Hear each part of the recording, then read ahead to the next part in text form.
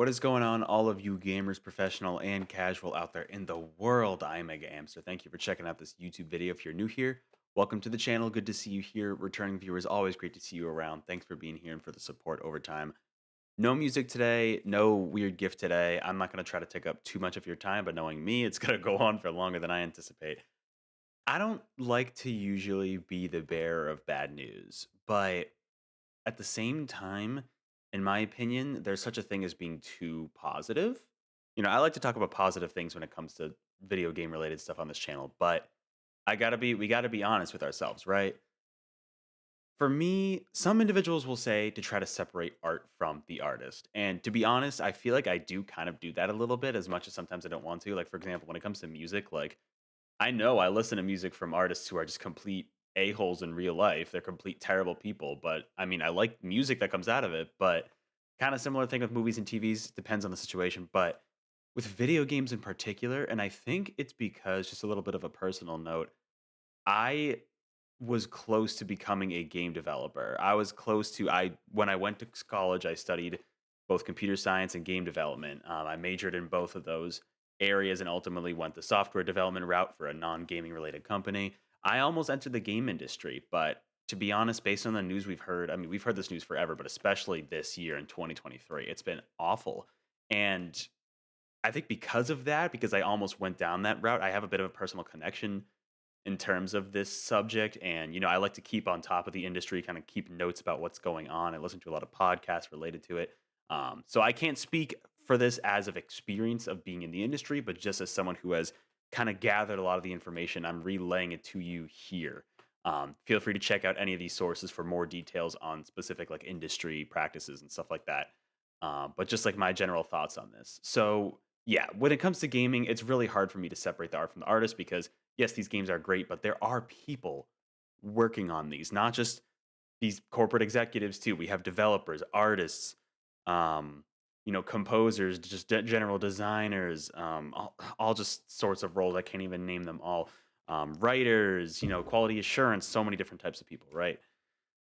And this year, while 2023 has been, I've seen it tossed around a lot, and honestly, I kind of think of myself, it's been one of the greatest years in terms of video game software releases. There have been so many amazing games that have come out in the year of 2023.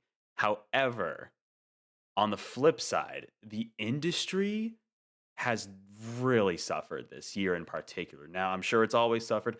A lot of it could be due to sure social media and people like bringing it up more often and becoming like this almost crusade in a way, right? Some people take it a little too far, but in my eyes, like maybe it's just because I'm more plugged in than recent years, but this year's really been atrocious in terms of just like layoffs all across the industry. Not even just the game development industry, but also the game journalism industry has also been really poorly affected.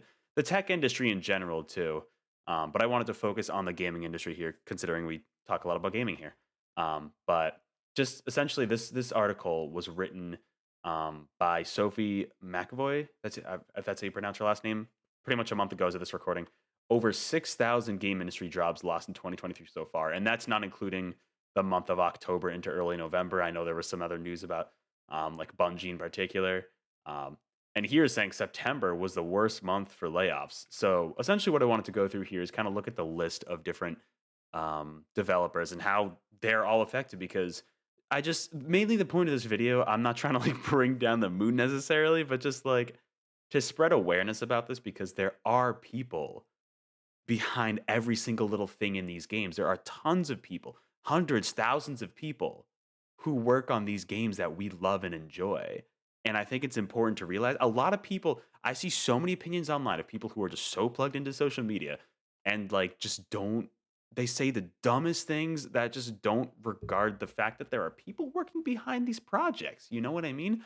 And like that's why I've always been a fan of like delay games if need be, minimize crunch time for employees and try to retain job stability. But clearly, this year's been horrible in terms of that last point there. Um, Over 80 gaming companies and media sites, so they're including media sites, have been hit with layoffs so far. 11 studio shutdowns. Most of these I don't fully know. Volition, they were the ones who worked on the Saints Row like reboot. They completely closed down. Oop, sorry, wrong page. Oh, Vanpool. What did they work on again? Right, they were a Kirby support studio. They were shut down, and they're behind the Dealing Rolling Western series, which, granted, those aren't huge. Well, Saints Row is pretty big. Um, Also kind of a big flop for them, I know. The rest of these I'm not super duper familiar with. Pixel Opus might is that a gaming journalism site? No. Oh, this is the one that Sony shut down. Right, I heard about this. I've never heard of Concrete Genie or Entwined, but seems like a very artistic studio that Sony just shut down. And okay, so let's go through the list here. Now, of course, you can see here other like tech companies like 10,000 at Microsoft, including Bethesda, and 343, of course, with the fallout of Halo Infinite. 21,000 at Meta, 7,000 Disney, 9,000 Amazon. That's not specifically necessarily gaming related there, but here we've got in terms of layoffs for the gaming industry, Telltale's, keywords I'm not familiar with. Twitch, we're including that. Naughty Dog with the whole Last of Us factions getting shelved was a whole thing. Team 17, they are behind what is it, the Worms games, I believe. They did the more recent Worms games. Um, there were a lot of layoffs there. Creative Assembly, oh man, that rings a bell. Um, yes, okay. They were working on Hyenas. They were the ones I believe. Correct me if I'm wrong. They worked on Alien Isolation, I believe. Epic, of course, tons of layoffs from the Fortnite team. Apparently, the Fall Guys team got hit hard. Mediatonic, they're also part of Epic, I guess. Okay. Roblox, Blizzard, Crystal Dynamics. I'm just picking out specific ones I think of here. Ascendant, were they the ones who worked on Immortals of Avium? Right. They were the ones who were like XCOD developers, and they just poor sales of that game led to some unfortunate um, layoffs there. Gearbox was affected. BioWare's here. Striking Distance, they've worked on certain games. Right, they were the Callisto Protocol team. I was wondering where they were. Yeah, reduces staff by 32 employees, which it doesn't seem like a lot, but considering that was a small team, it's a big deal. Niantic, I don't even think I heard about this one. CD Project Red was there. Close LA Studio, 230 staffers. Embrace, don't even get me started on Embracer, dude. Like, here's the thing, right? Embracer is the definition of like the complete downsides of consolidation in the gaming industry, right? They acquired so many of these different IPs, right? They acquired up THQ, Saber, Aspire, all sorts of like a lot of different licensed companies that license out their games. So many of those. I think even Crystal Dynamics currently, right?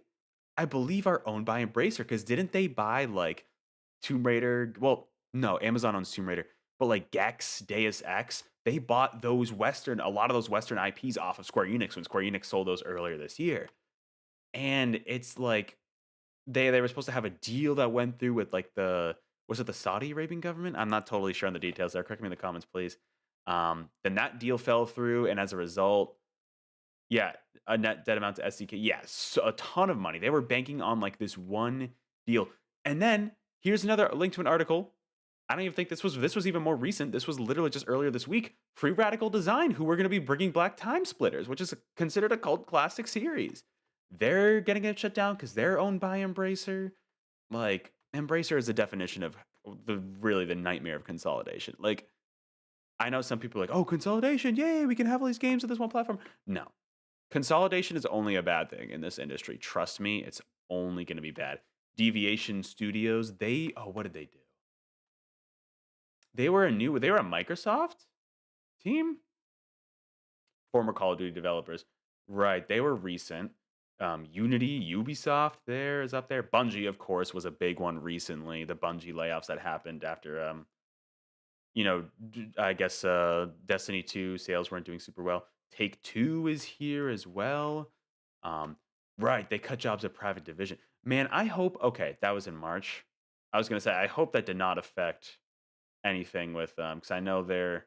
I don't know if Private Division might be publishing the Evening Star game, the Penny Yo-Yo one. They're involved Gameloft, which does a lot of those like licensed Disney games and whatever. I think don't they also was it Gameloft who worked on Nick All Stars Brawl? Trying to remember. EA, of course.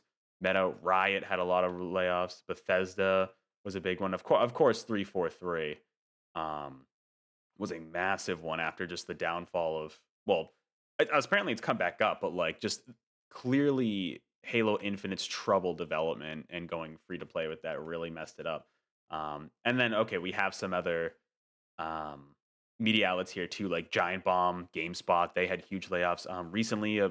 I guess I think it was a women's focused news outlet called Jezebel. Let me look it up really quickly because I'm actually curious on the details there. I saw that very recently as of this recording. It's just like the industry. Like I want to bring awareness to the situation because the industry is not shuts down, lays off staff, an excruciating decision. Yeah, it's like yeah, liberal feminist blog Jezebel abruptly shuts down. The CEO says parent company blah blah blah. Yeah, like it's all man. Like corporations are not your friends. Being part of the game industry, clearly, like if you have the passion for it, that's great. And like I almost ended up in this industry because of that passion. But like I look at this now, I'm like, man, the stability is just non-existent. These companies do not care about their employees. And it's just like, look at this massive list of layoffs.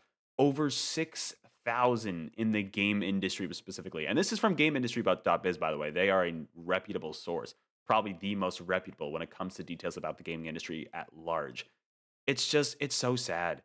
All these people, I don't know if 100% of them would have, but I hope most of them were able to land on their feet after these layoffs, join another studio or just somehow, find themselves in an okay position because this just sucks. It's like we can look at the output, as gamers, as consumers, we really for the most part see the end product, which is these amazing games that have come out this year, right? So many that you can't even count them on two hands, right? But it's just it's hard to be excited for the future of gaming when we see this crap. And a lot of it, like I said, comes down to two things in my opinion. It comes to live service initiatives that keep failing and as a result, these company executives say, "Oh, we can't do this anymore. We're just going to lay off a bunch of people who are working on the game that we told them to make the game in the freaking first place." I'm looking at you, Sega, with hyenas and all that. Not only that, and I guess Sony with Naughty Dog and the whole factions thing, and then Bungie. But live service initiatives going way too far and chasing trends and consolidation. Like Microsoft buying up all these companies. I'm going to be completely honest. It's not good. Sony doing the same thing. Nintendo, not too much, which I'm thankful for, but they tend to do smaller purchases of studios they already kind of work with, which kind of makes sense, but it's still consolidation at the end of the day, which is not good. Um, Kind of related to my physical gaming video. It's like it's less options, it's fewer options for these games to be put on other platforms too. So in that way, it should be considered bad by gamers, but it's not. People are like, yes, people like to get excited about, oh, what studio are Microsoft or Sony going to buy next? I cannot wait. And it's like, think about the people who are involved in that transaction. Think about what they're going through. Think about it might be a good situation where they're like, oh, we're going to benefit because, maybe we're low on funds. We're going to have a parent company. But then you end up with situations like this where the snap of a fingers, these greedy corporate pigs at the top can just lay off a bunch of people because they want to cut costs because they overhired during the pandemic. Sure, totally possible. The start of the COVID-19 pandemic, like, yeah, everybody was working remote. People were hiring up because it was, the live service industry was booming and, the gaming industry in general was booming. Everybody was at home playing games even more. So let's hire more. And sure, now we're laying people off. The same thing here you can see happen with the tech industry. You know, you can see like this graph here of just all the layoffs that have happened over time. Um, it seems like most of them happened in January, actually. This is just general tech layoffs. Yeah, January was really bad for just tech industry as a whole. But I just kind of wanted to bring that up as comparison. But when it comes to specifically gaming, it's like, man, it's so hard to look past this. I mean, as someone who is plugged into the state of the industry, it's hard for me to look past this and be like, this year's been great for gaming because in terms of the software put out, yes, it's been fantastic. But when it comes at the expense of the people who work and create these amazing games for us to experience, it's like it's so hard to look at it and be like, this year's been great for gaming because has it? I would much rather have way fewer amazing games come out in a year if it means that people making these games get to keep their jobs and company executives don't have to cut costs and just let go a bunch of people. I would personally take that. Just knowing that more people will actually keep their jobs. It's just like it's so bad. The industry, I'm not a huge fan of the direction the industry is heading at large. Mainly the AAA industry. I think this is especially where indie companies can rise up and like really be prolific, even more so than they already have. I think this is like a great shot for indie devs to really shine. Because when you have these AAA companies pulling crap like this, it's not fun. But anyways, I don't want to take up too much more of your time. I know, sorry, this was a kind of a somber video. I just like it was something I wanted to talk about, and especially after the recent, like Jezebel shutdown and other media sites, and then the Bungie incident and all that. Even though they were like, "Oh, Nutty Dog, your game sucks," clearly their game sucks too if they just laid off a bunch of their people and didn't make their net profits, right? It's just like, man, I'm passionate about this because it's such a problem. It's such a problem that doesn't get talked enough by gamers. A lot of game journalists report on it. A lot of gamers don't care because all they care about is the games that come out. And from what I see on social media, I mean, mainly it might just be X because X is a dumpster fire. But like from what I see, people just don't care, and we really should care. That's what this video is about. Please keep this in mind. I'm not telling you to stop playing games. I'm not telling you, you can spend whatever money you want, you know? You don't if you don't care, I want to bring awareness, right? Just recognize that there are people making these games and that situations like this are happening in the background. And whether or not that influence you to buy games or not, that's on you. I'm not telling you to stop buying games or not. Just be aware. Awareness is key. With that, thank you for watching. Really appreciate it if you made it through this video. I will try not to make a somber video like this in the near future, but I got some other more fun stuff planned. So thank you for watching again. Have a great weekend. I will catch you all on the next video or live stream. Until then, take care.